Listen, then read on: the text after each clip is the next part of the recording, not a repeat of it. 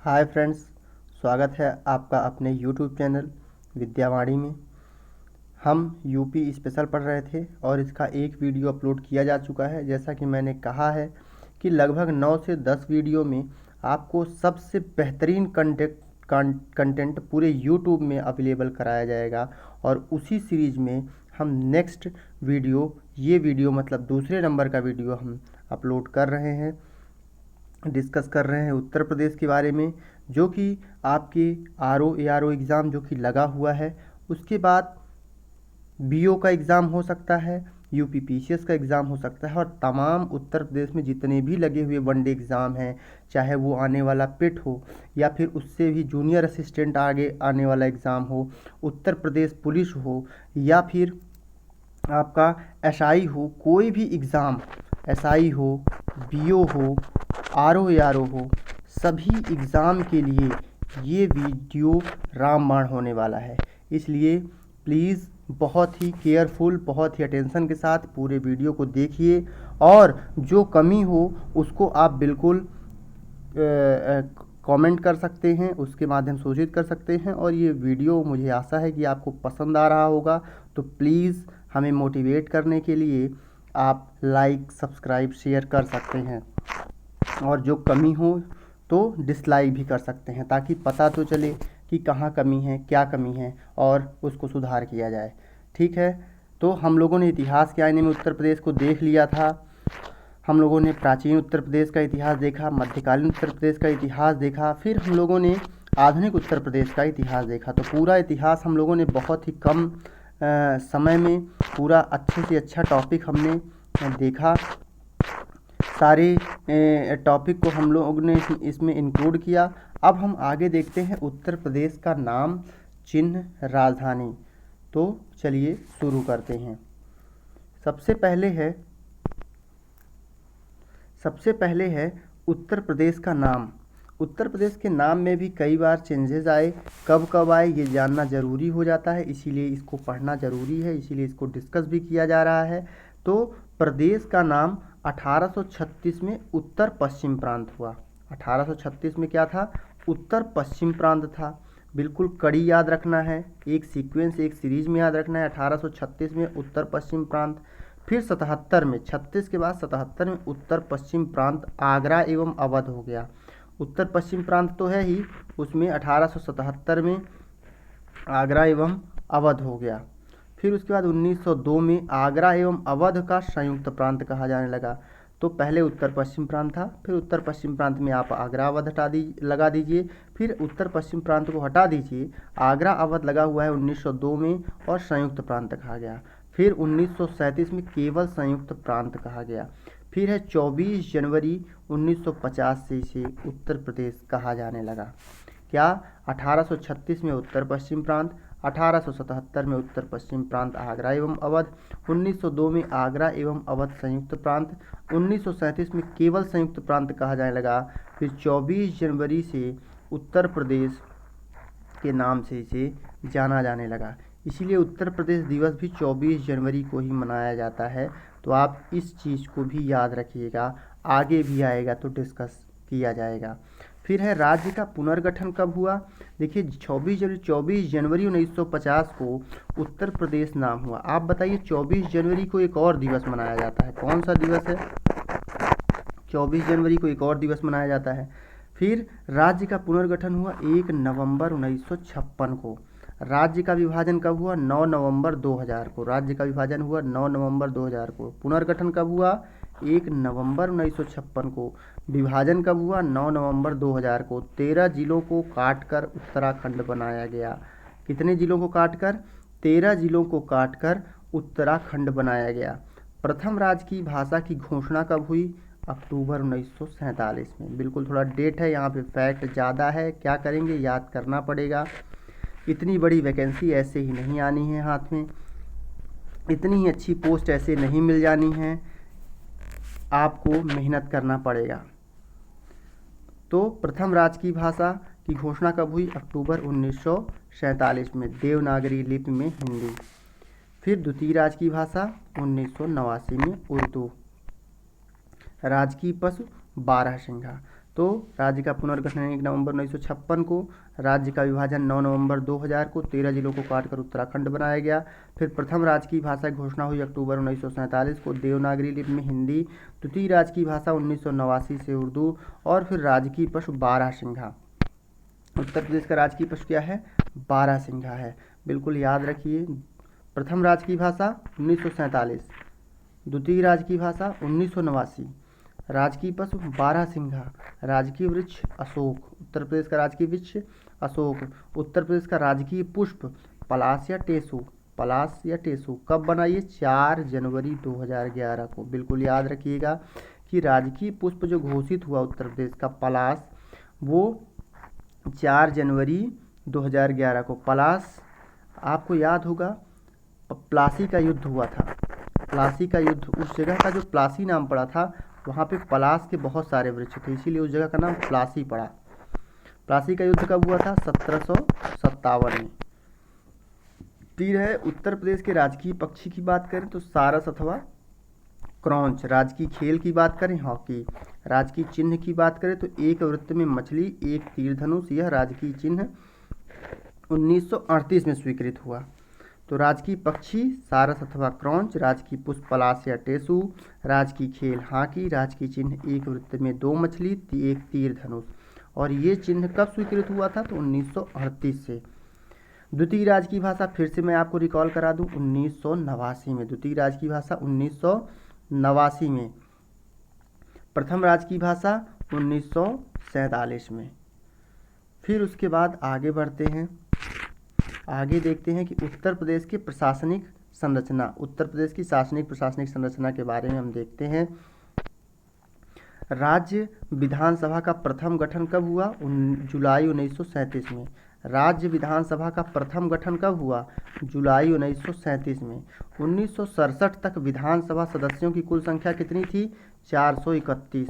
उत्तराखंड बनने के पहले नवंबर 2000 तक विधानसभा सदस्यों की कुल संख्या कितनी थी? 425। बहुत ही महत्वपूर्ण, जो कि याद होना जरूरी है, आप बिल्कुल अटेंशन रहिए। राज्य विधानसभा का प्रथम गठन कब हुआ? जुलाई 1937 में। 1967 तक विधानसभा सदस्यों की कुल संख्या 431। 1967 तक। उत्तराखंड बनने से पहले नवंबर 2000 तक विधानसभा सदस्यों की संख्या कितनी थी? 425।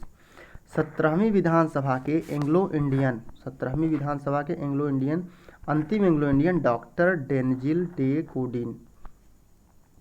17वीं विधानसभा के एंग्लो इंडियन कौन थे? अंतिम एंग्लो इंडियन जो थे वो थे डॉक्टर डेनजिल जे गोडिन। फिर 18वीं विधानसभा जो कि 2022 के लिए महिलाएं चुनी गई हैं 47। जो 18वीं विधानसभा चल रही है 2022 में, जो महिलाएं चुन के आई हैं, इलेक्ट होके आई हैं, वो है 47। सर्वाधिक विधानसभा सीटों वाला जिला कौन सा है? तो बिल्कुल याद रखिएगा, प्रयागराज में 12 सीटें हैं विधानसभा की। सबसे कम विधानसभा सीट जिस जिले में है वो है श्रावस्ती है, महोबा है, चित्रकूट है। यहाँ पे 2-2 सीटें हैं। सबसे ज़्यादा सीट प्रयागराज में, सबसे कम सीट महोबा, चित्रकूट, श्रावस्ती में। कितनी कितनी सीटें? 2-2 सीटें। कहाँ पे? श्रावस्ती, महोबा और चित्रकूट में। 18वीं विधानसभा में महिलाएं कितनी आई? 47। 17वीं लोकसभा में एंग्लो इंडियन, अंतिम एंग्लो इंडियन कौन थे? डॉक्टर डेनजिल जे गॉडिन। फिर उत्तराखंड बनने से पहले विधानसभा सदस्यों की संख्या कितनी थी? 425।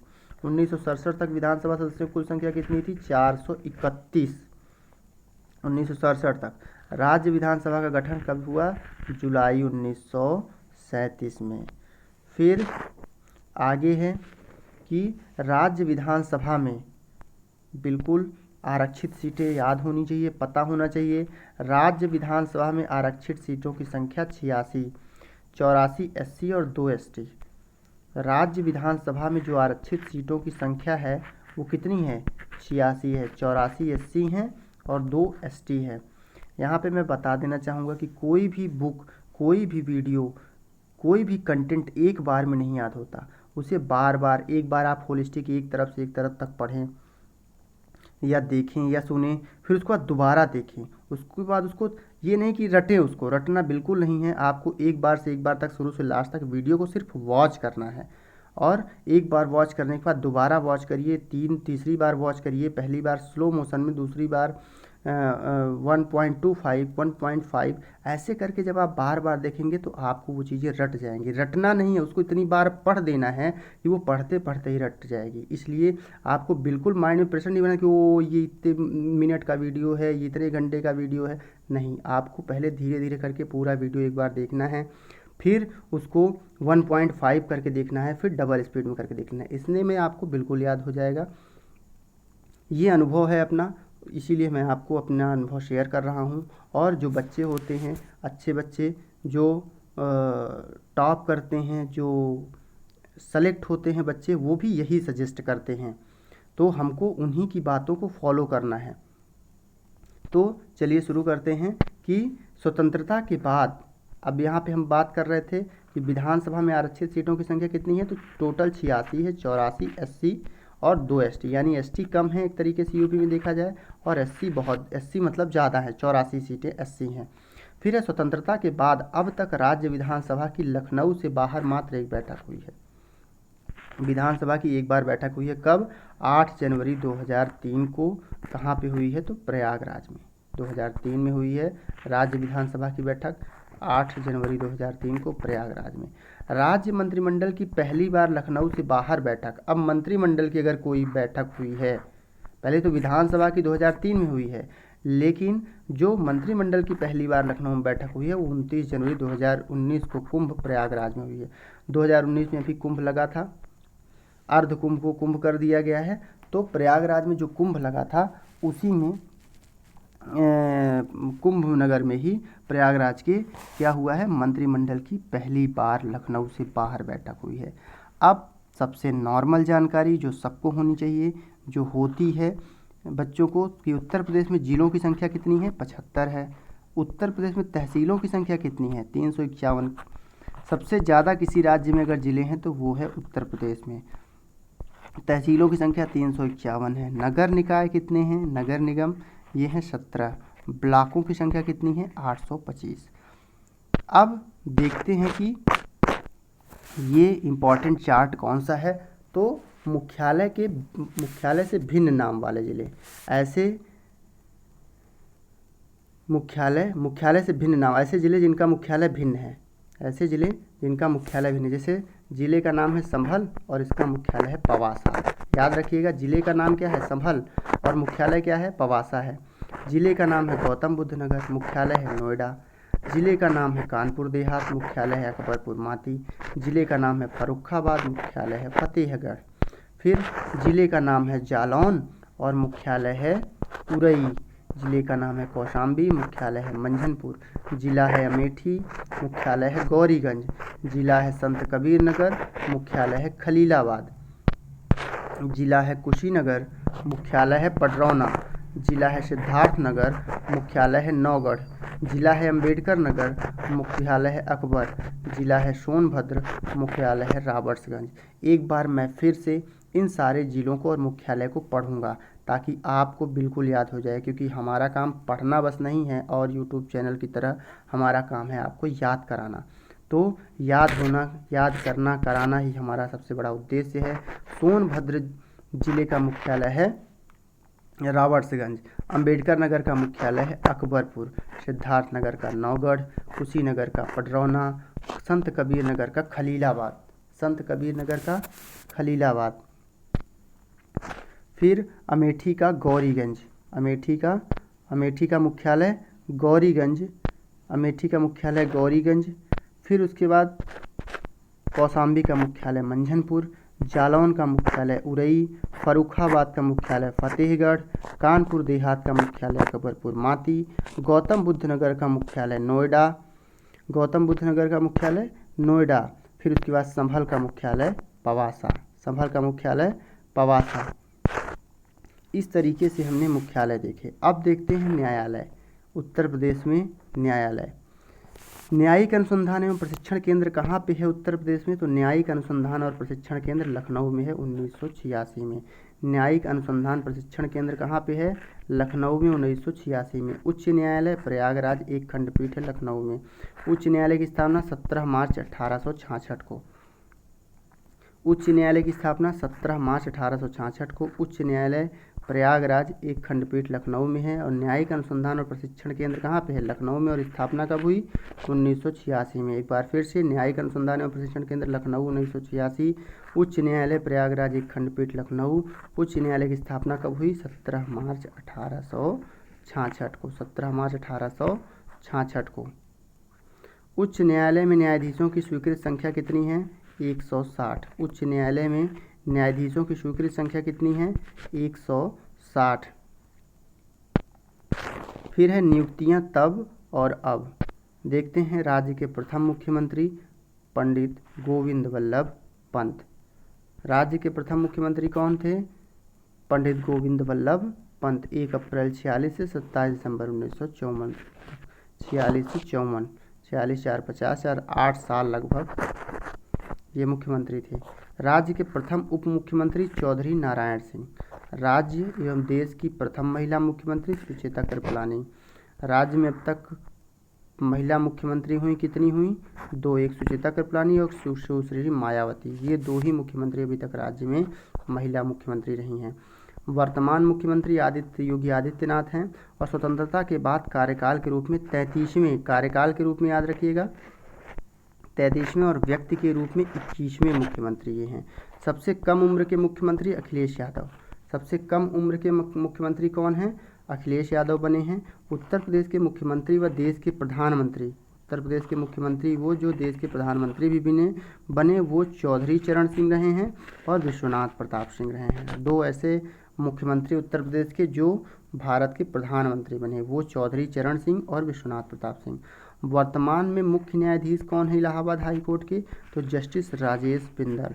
राजेश बिंदल वर्तमान में, इसको आप अपडेट भी कर लीजिएगा, गूगल करके देख लीजिएगा वर्तमान में इलाहाबाद हाई कोर्ट के जस्टिस कौन हैं, चीफ जस्टिस कौन है, इलाहाबाद हाई कोर्ट के मुख्य न्यायाधीश कौन है, तो आप गूगल में सर्च करके देख लीजिएगा।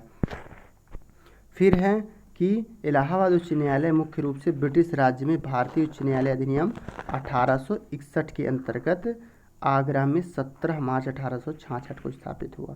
कब स्थापित हुआ? 17 मार्च 1866 को। उत्तरी पश्चिमी प्रांत के लिए स्थापित इस न्यायाधिकरण के पहले मुख्य न्यायाधीश कौन थे? न्यायाधीश सर वॉल्टर मॉर्गन थे। कौन थे? Walter Morgan. 1869 में इस उच्च न्यायालय को इलाहाबाद में स्थानांतरित कर दिया गया। तो 1861 में आगरा में ये उच्च न्यायालय अधिनियम कौन सा था? 1861। स्थापना कब हुई? आगरा में 17 मार्च 1866 को। 1861 में उच्च न्यायालय अधिनियम आया। 1866 में उच्च न्यायालय की स्थापना हुई कहाँ पे? आगरा में 17 मार्च 1866 को। उसके बाद इसका जो स्थानांतरण हुआ वो कब हुआ? 1869 में। 66 के बाद 69 में इलाहाबाद में इस हाई कोर्ट को स्थानांतरित कर दिया गया। और पहले मुख्य न्यायाधीश कौन थे? सर वॉल्टर मॉर्गन थे। वर्तमान में 7वें लोकायुक्त, कार्यकाल 8 वर्ष लोकायुक्त का। वर्तमान लोकायुक्त कौन है? श्री संजय मिश्रा हैं। और उत्तर प्रदेश में प्रथम लोकायुक्त कौन? विशंभर दयाल थे। बिल्कुल आपको याद रखना है, प्रथम लोकायुक्त कौन थे? विशंभर दयाल। उत्तर प्रदेश के प्रथम लोकायुक्त विशंभर दयाल थे। और वर्तमान में जो है वो 7वें नंबर के हैं। और लोकायुक्त कार्यकाल 8 वर्ष का होता है। और ये हैं न्यायमूर्ति श्री संजय मिश्र, 2016 से हैं। फिर आगे है उत्तर प्रदेश के प्रमुख संगीत घराने। बिल्कुल उत्तर प्रदेश के प्रमुख संगीत घरानों की बात करें तो किराना घराना। किराना घराना संस्थापक कौन थे? किराना घराना के उस्ताद बंदे अली खान। संस्थापक कौन थे किराना घराना के? उस्ताद बंदे अली खान। किराना घराना के संस्थापक कौन थे? उस्ताद बंदे अली खान। किराना घराना भारतीय शास्त्रीय संगीत और गायन की हिंदुस्तानी ख्याल गायकी की परंपरा को वहन करने वाले हिंदुस्तानी घरानों में से एक हैं। किराना घराने का नामकरण उत्तर प्रदेश के मुजफ्फरनगर जिले के एक तहसील कस्बा कैराना कहाँ पे है? मुजफ्फरपुर जिले में एक कस्बा है कैराना, वहाँ से, जो कि अब जिला शामली में है ये कैराना, इससे यहाँ से हुआ माना जाता है किराना घराना को। संस्थापक कौन है किराना घराना के? उस्ताद बंदे अली खान।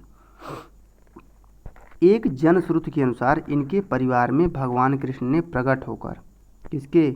उस्ताद बंदे अली खान प्रकट होकर एक वरदान दिया था। यहाँ के गायकों स्वर बांसुरी के समान होंगे। यहाँ के गायकों के स्वर कैसे होंगे? बांसुरी के समान। उस्ताद अब्दुल करीम खान और उस्ताद अब्दुल वहीद खान ने इस घराने को प्रसिद्ध किया। किसने? उस्ताद अब्दुल करीम खान और उस्ताद अब्दुल वहीद खान। करीम खान और वहीद खान ने इस किराने घराने को क्या किया? प्रसिद्ध किया। फिर है गंगूबाई हंगल, एक नाम याद रखिए, गंगूबाई हंगल और भीमसेन जोशी, हीराबाई बाडोदकर किराना घराना से ही संबंधित थे। याद रखिए, गंगूबाई हंगल, ठीक, भीमसेन जोशी, हीराबाई बाडोदकर। पूछता है भीमसेन जोशी के बारे में, पूछता है गंगूबाई हंगल के बारे में, पूछता है हीराबाई बाडोदकर के बारे में, पूछता है किस घराने से संबंधित थे? तो ये किराना घराने से संबंधित थे। फिर है आगरा घराना। आगरा घराना के संस्थापक कौन थे? आगरा घराने के जन्मदाता तानसेन के दामाद हाजी सुजान साहब थे। बिल्कुल याद रखिए, आगरा घराना के संस्थापक कौन थे? आगरा घराने के संस्थापक हाजी सुजान साहब थे। इतिहासकारों के अनुसार 19वीं सदी में खुदा बख्श ने इस घराने की स्थापना की थी। किसने की थी? खुदा बख्श ने 19वीं सदी में किस घराने की स्थापना की थी? आगरा घराने की। परंतु संगीतविदों का मानना है कि इसके संस्थापक हाजी सुजान खान थे। परंतु जो संगीतविद हैं वो मानते हैं कि हाजी सुजान खान इसके संस्थापक थे। फैयाज खान ने नवीन और गीतात्मक स्पर्श देकर इस घराने को पुनर्जीवित करने का काम किया। तब से इसका नाम रंगीला घराना पड़ गया। वर्तमान में इस शैली के प्रमुख गायकों में C.R. व्यास और विजय किचलू जैसे महान गायक आते हैं। आगरा घराने के संगीतकार ख्याल के साथ ही ध्रुपद, धमार और ठुमरी गाने में भी कुशल थे। आगरा घराने के जो संगीतकार थे वो ख्याल के साथ साथ ध्रुपद और ठुमरी गाने में भी कुशल थे। फिर आते हैं एक और घराने के बारे में बात करते हैं, लखनऊ घराना। लखनऊ घराना भारत के प्रसिद्ध शास्त्रीय नृत्य कथक तथा गायकी से संबंधित घरानों में से एक है। नवाब वाजिद अली शाह, बिल्कुल याद रखिए, नवाब वाजिद अली शाह के बारे में इसका उदय हुआ। नवाब वाजिद अली शाह के दरबार में लखनऊ घराना का उदय हुआ। फिर लखनऊ घराने के कथक के प्रमुख कलाकार अच्छन महाराज, शंभू महाराज, बिंदादीन महाराज, बिरजू महाराज, जय किशन महाराज, ये सब लखनऊ घराने से संबंधित हैं। लखनऊ घराने के प्रमुख कलाकार कौन कौन? अच्छन महाराज, शंभू महाराज, बिंदादीन महाराज, बिरजू महाराज, जय किशन महाराज। लखनऊ घराने के प्रसिद्ध ख्याल गायिका सूरज खान, छज्जू खान, नवाब कासिम खान, रहीमन बाई इत्यादि हैं संबंधित लखनऊ घराने से। फिर है तबले के लखनऊ घराने के संस्थापक मोदू खान व बख्तूर खान। इन्होंने कथक नृत्य के लिए तबला वादन की जो शैली विकसित की उसे लखनऊ शैली के नाम से जाना जाता है। कथक नृत्य के लिए तबला वादन की जो शैली इन्होंने विकसित की, किन्होंने? मोदू खां और बख्तूर खान ने। वो किस शैली से जाना जाता है? लखनऊ शैली के नाम से जाना जाता है। लखनऊ घराने के प्रमुख पखावज वादक, बिल्कुल याद रखना है, पखावज वादक कोऊद सिंह, पंडित अयोध्या प्रसाद और पंडित सखाराम, ये संबंधित हैं लखनऊ घराने के प्रमुख पखावज वादक कौन कौन? कोऊद सिंह, पंडित अयोध्या प्रसाद, पंडित सखाराम। फिर है लखनऊ घराने के प्रमुख वीणा वादक कौन? सादिक अली खान। लखनऊ घराने के प्रमुख वीणा वादक कौन? सादिक अली खान। कौन? सादिक अली खान, वीणा वादक। किस घराने से संबंधित हैं सादिक अली खान? तो वो है लखनऊ घराने से संबंधित हैं। फिर आगे है लखनऊ घराने के मियाँ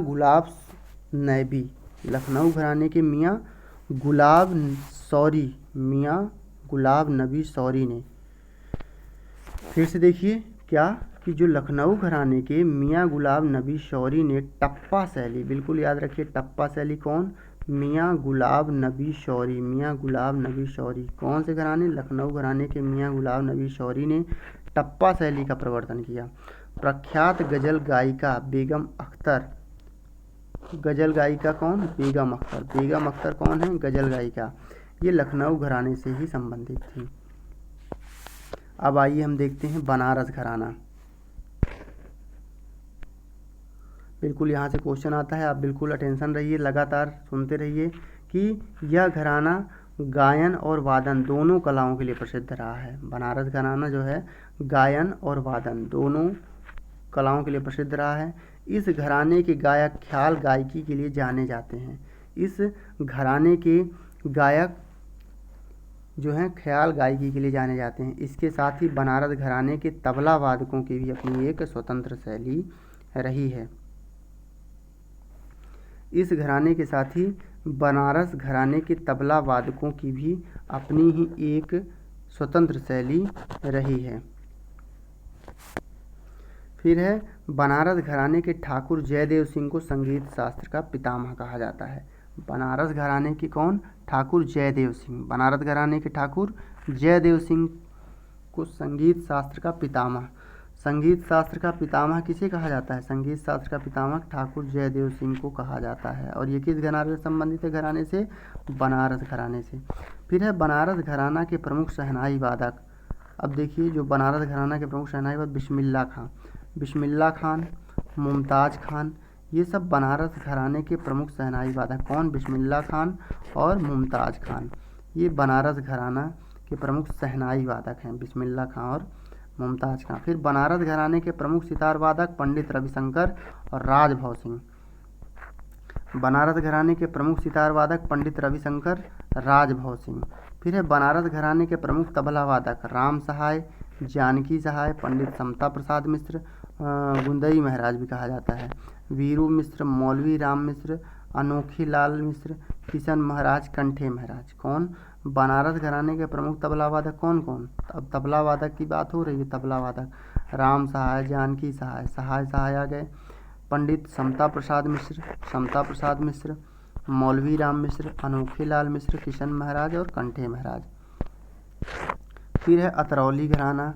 अतरौली घराना के संस्थापक अलीगढ़ जनपद के अतरौली स्थान में जूनागढ़ रियासत से संबद्ध दो भाई काले खान एवं चांद खान माने जाते हैं। दल्लू खान और छज्जू खान इसी घराने से संबंधित है। किस घराने से? अतराला घराना। कौन सा? अतरौली घराना। अतरौली घराना, छज्जू खान इसी घराने से संबंधित थे, जो ध्रुपद धमार गायन के लिए प्रसिद्ध थे। फिर है रामपुर सहसवान घराना। कौन सा? रामपुर सहसवान घराना। रामपुर सहसवान घराना हिंदुस्तानी संगीत के प्रसिद्ध घरानों में से एक है। घरानों के प्रमुख गायक उस्ताद गुलाम मुस्तफ़ा खान और मोहम्मद अली खान। घराने के प्रमुख गायक कौन थे? रामपुर सहसवान घराना, सहसवान तो उस्ताद गुलाम मुस्तफ़ा खान, मोहम्मद अली खान। प्रसिद्ध सुप्रसिद्ध संगीतज्ञ आचार्य बृहस्पति के अनुसार रामपुर घराने के संस्थापक नेमत खान और सदारंग थे। फिर क्या है? फिर है अजराड़ा घराने का संबंध। अजराड़ा घराने का संबंध किससे है? मेरठ से है।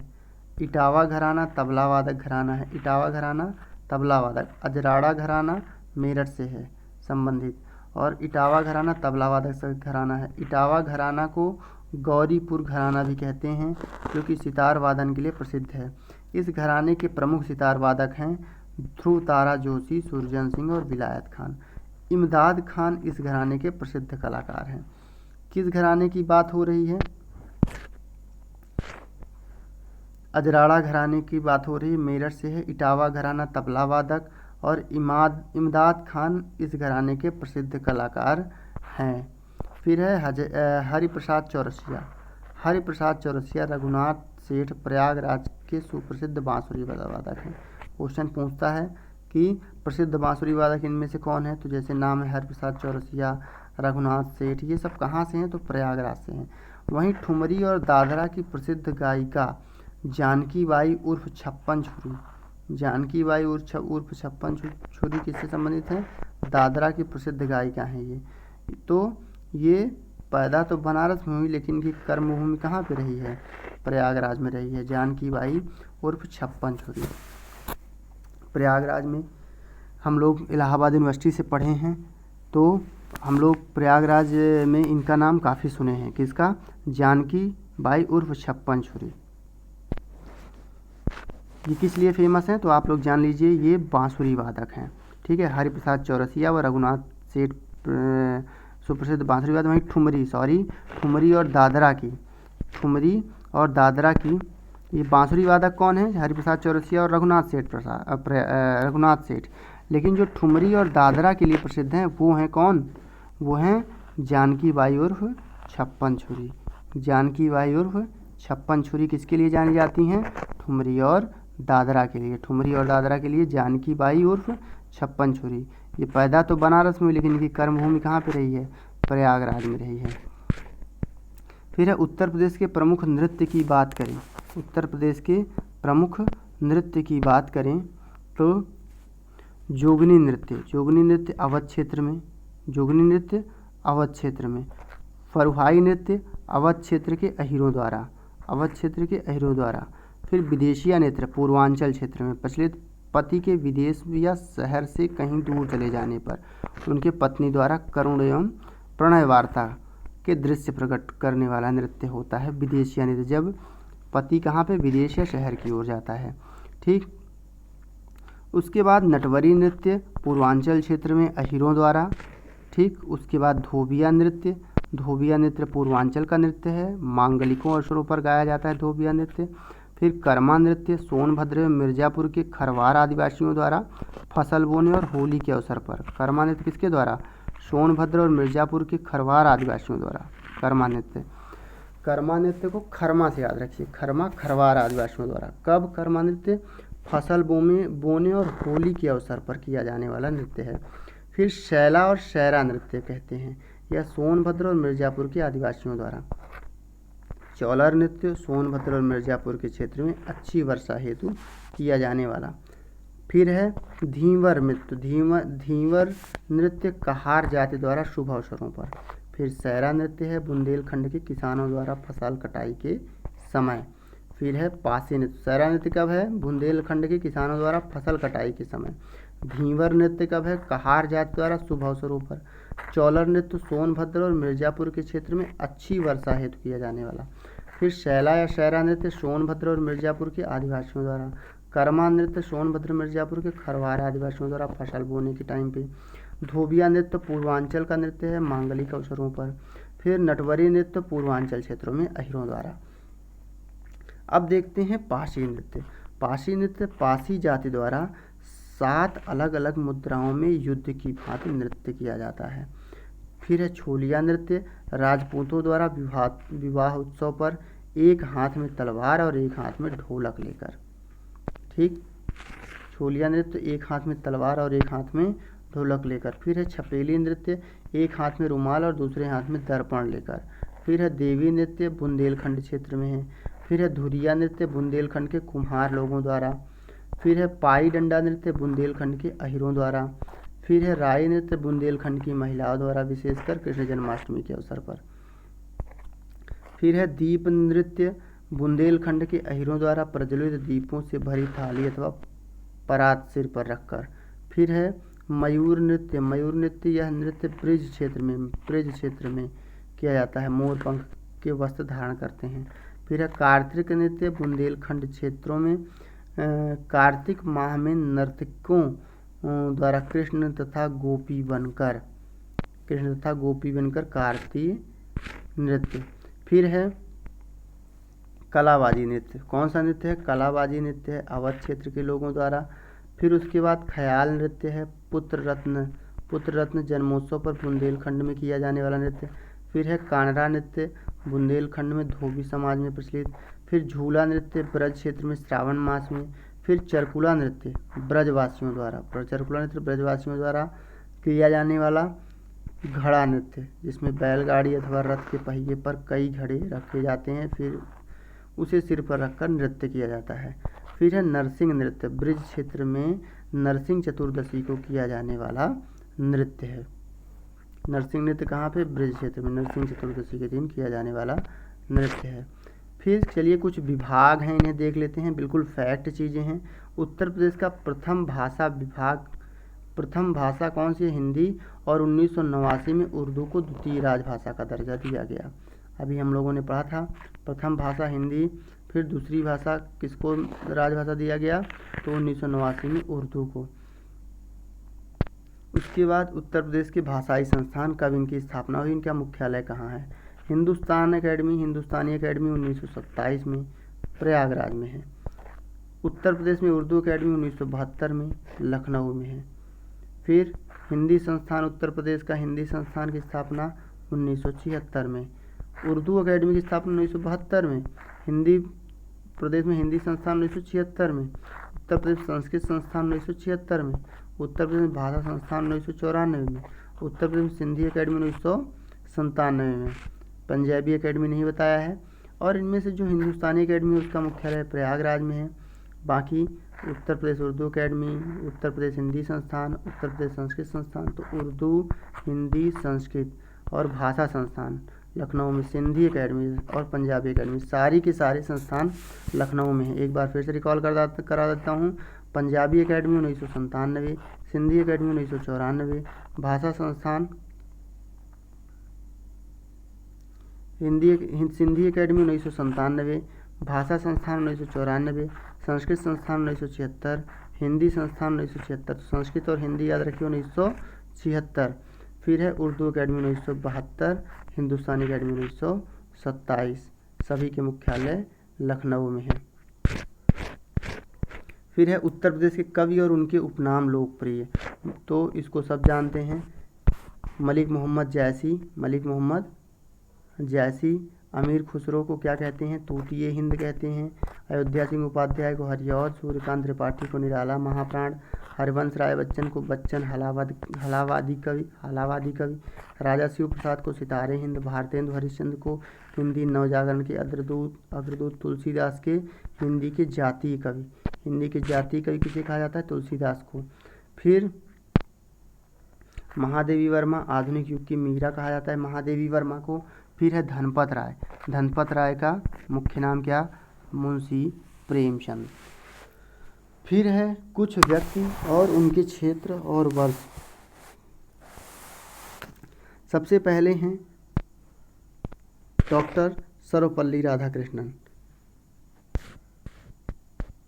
भारत रत्न सम्मानित डॉक्टर सर्वपल्ली राधाकृष्णन को कब भारत रत्न मिला, 1954 में।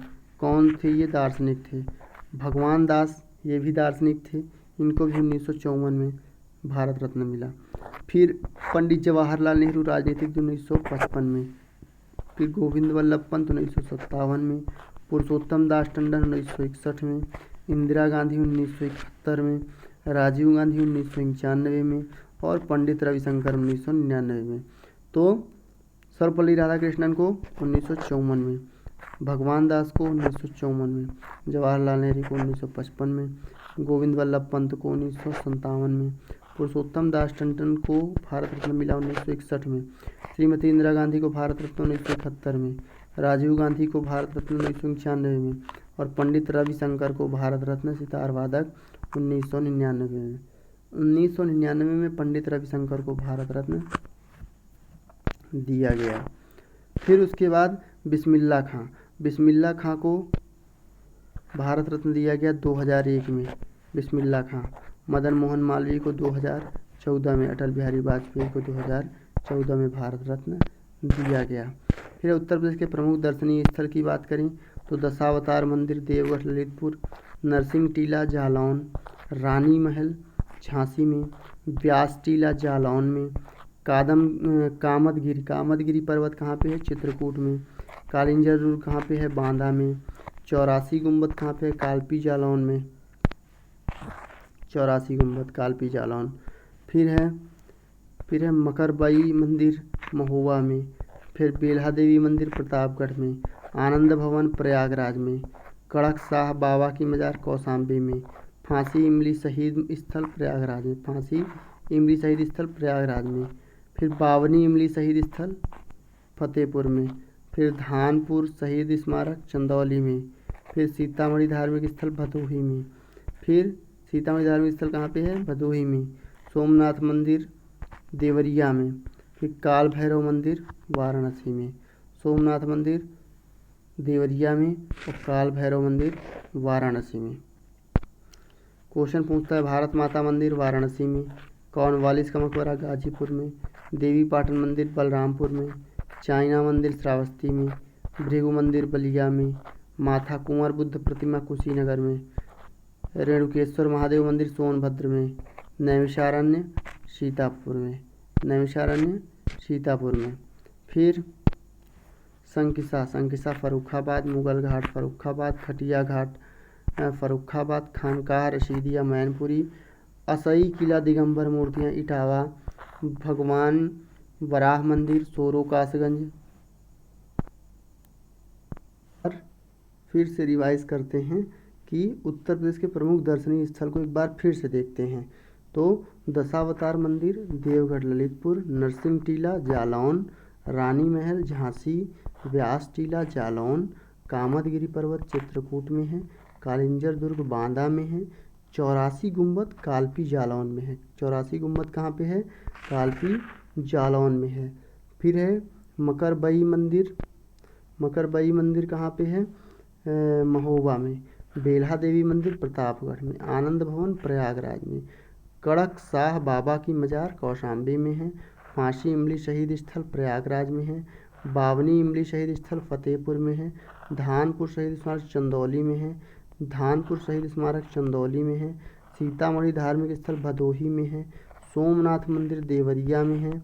फिर उसके बाद काल भैरव मंदिर कहाँ पे है? वाराणसी में है। काल भैरव मंदिर कहाँ पे है? वाराणसी में है। भारत माता मंदिर वाराणसी में है।